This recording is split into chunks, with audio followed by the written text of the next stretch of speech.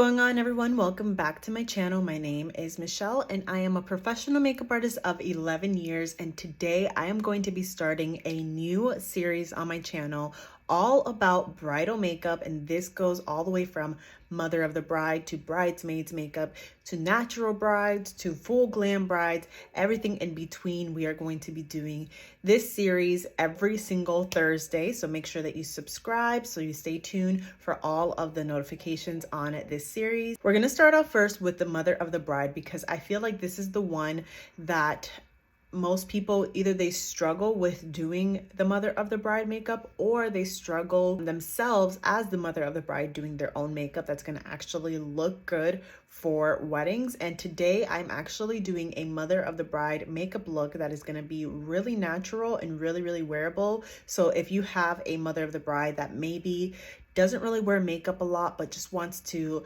look a little bit more enhanced for her daughter's wedding, or if it's the mother of the groom, this is going to work great for her too. This is going to be the perfect video. I'm going to list down below all of the products that I used, as well as the steps that I took to achieve this look, and a pre-built palette that has all the shades that I used on my beautiful model today, Rebecca. I'm so excited to do this video, and I do want to make two little disclaimers. Number one, I know that this video is portrait mode, and I'm sorry for the inconvenience that is. As someone who films on multiple platforms, repurposing content is definitely hard, especially whenever you're filming on your phone. I'm still kind of getting the grasp of filming content on other people, so that makes my second disclaimer. You'll see my arm a few times in the way, but I will do my best to describe verbally what I am doing, as well as put down those steps down below so that way you can follow along. And if you have any questions at all or need me to explain anything to you that I am doing that maybe you can't see super clearly, you can go ahead and let me know down below in the comments, and I would be more than glad to help you. So if you know somebody who is getting married and think that this video is going to be helpful for them, make sure that you send this video over to them so that way they can learn how to do their own makeup on their daughter's or their son's wedding. And without further ado, we will jump right into today's look. We're going to start off first with skin prep. This is the most important step in any makeup look, and I'm using a refresh wipe from Saint that has both a cleanser and a toner mixed into it to make sure that her skin is nice and clean. Then I'm just applying a moisturizer. We're not going to use any primer because with a good moisturizer, that will be all that you need to make sure that you get longevity and hydration into the skin, because hydrated skin is youthful skin.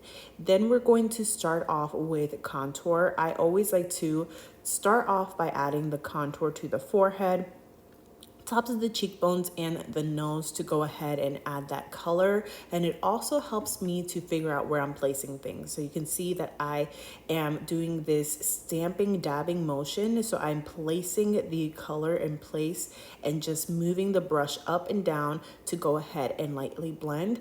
And since we are starting off with the contour first, once we go in with our highlight shades or our foundation and concealer shades, it's gonna all blend into each other so that you don't have any harsh line. And I will link down below all of the shade colors that I did use on my model, Rebecca, here. Then I'm moving on to a blend brush. It is a fluffier brush, and I'm going to use this to go ahead and apply her main highlight shade. So for Rebecca, she wanted a very natural look, so we used a shade that matched her skin tone pretty well all over. So I put this on her cheeks, on her jawline, on her chin, anywhere that she wanted coverage. And if you notice, I'm almost applying this in a swiping motion. This is going to help to dust on the color and not apply too much. And then I'm going to use a shade that is one shade lighter than her foundation shade underneath the eyes, just to go ahead and brighten and make sure that it is nice and concealed. And I am using the smaller side of the blend brush to go ahead and apply this underneath her eyes and just stamp this in places that I need it to go ahead and clean things up and make things look a little bit more precise.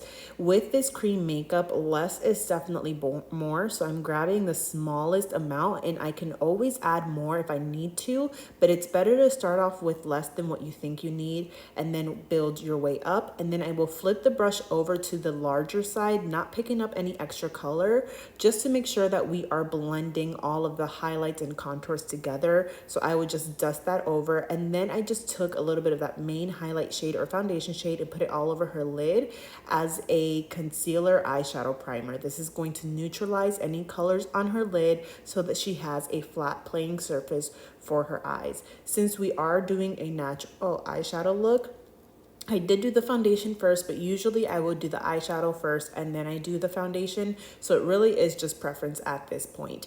Then I'm going to take that blend brush and grab a little bit of the bronzer. I'm going to put this on top of the contour, and this is just going to add warmth and also lift to the face. We're basically placing this a little bit higher on the cheekbone than where the contour is, and a little bit lower on the forehead than where the contour is. Then I like to put a little bit on the center of the nose and on the cheeks just to add that sun-kissed glow, and a little tiny bit on the chin.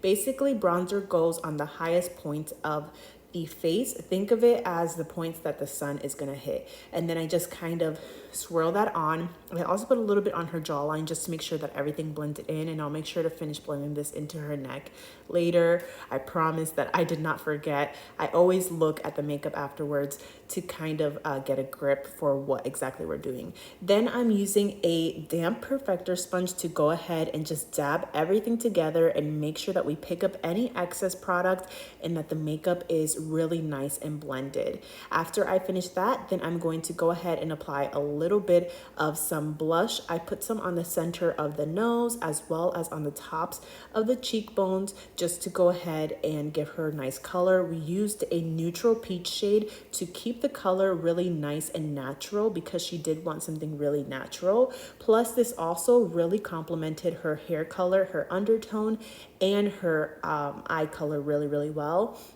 Then going back in with that blend brush just to go ahead and blend everything together. And what I did was take some bronzer and put this just on the lid of the eyes to go ahead and create a base. Then I'm going to use an eyeliner brush, and I'm going to actually use a powder eyeshadow to go ahead and fill in her brows. And what I am doing, I'm sorry the angle is not the best so you can't really see it too well, but I am just taking the line brush and only filling in the spots that she needed.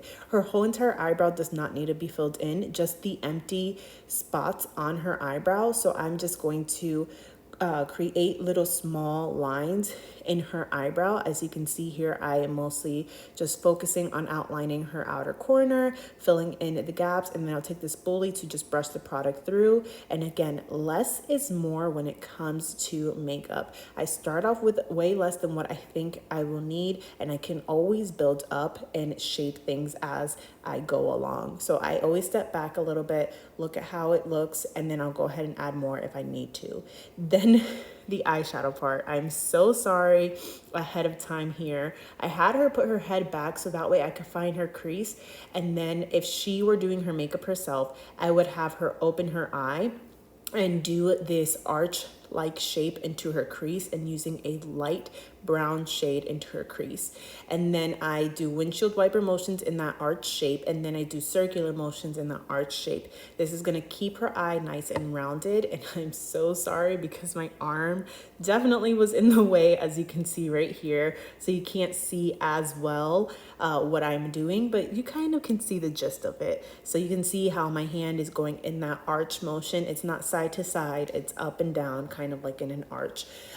Then we're gonna go ahead and use the same brush, and we're going to use the pencil side of the brush, and all I'm doing is explaining to her how I am creating a 7 shape on the outer corner of her eyelid, that we're not going to go past her bone.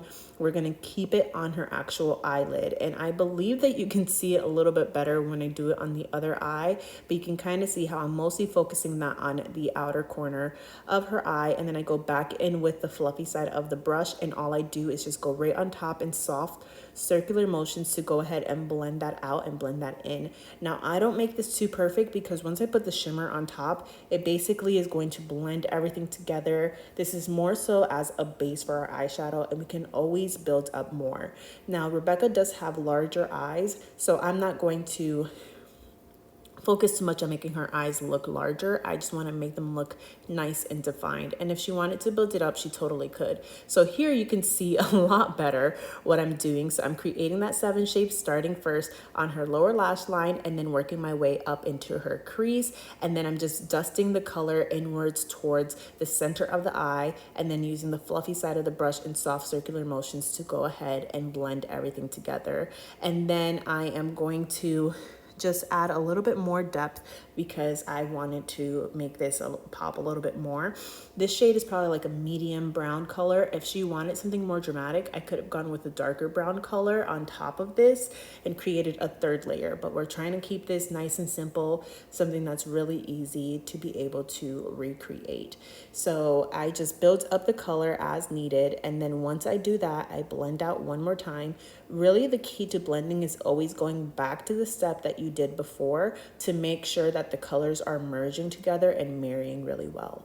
Now, this is the part that you probably can't see when I put the shimmer. I just used my finger, put this all over her eyelid, basically right on top. We're not going to go into the crease, but we're going to put this mostly all over the 3/4 of her eyelid.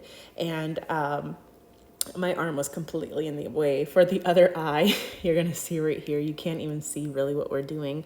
That's essentially what I was doing, was just taking a shimmer shade. I find that putting those shimmer shades on with your finger gives the most color payoff. Here you can see it a little bit better, more or less what I'm doing. And I'm basically just tapping it into the eyelid area. And then I'll go back in with the brush that I used before with the fluffy side and just lightly blend out the edges around the shimmer shade to make sure that it is nice and soft, that there's no harsh lines, and everything just blends in perfectly. You can see here exactly how I blended that in. Then I took a darker brown shade. It's actually the shade we use for her eyebrows, and I just used this to softly define her lash line to give her a little bit more depth and drama. I told her that this was something that she doesn't have to do every day, but if she wanted to give herself a little bit more of a smoky eye, just putting that on her lower lash line and then blending out with the fluffy side of the brush is going to help to add more definition to her eyes. And you can see how her eyes are really popping. Use colors to really complement her eyes. And then I took that medium brown shade and just used that on her lower lash line just to softly define her eyes without actually going in with eyeliner, because eyeliner I find can sometimes age a person, or it can even look a little bit too heavy. So since we were keeping this soft, I went ahead and used the powder as her lower lash line, and then I took a soft shimmer and put this in the inner corner of her eyes to really make it pop. I absolutely love doing this trick. I will do this till the end of time, and after we do that, then we're gonna go ahead and put on mascara. Now for Rebecca, we chose not to do fake eyelashes because she personally doesn't feel comfortable with fake eyelashes, but if you are doing someone else's makeup, or if you want something that's really gonna pop, I highly recommend that you do fake eyelashes on your wedding day, on your daughter's wedding day, or if you're getting pictures taken to make the eyes really pop. And it's all about choosing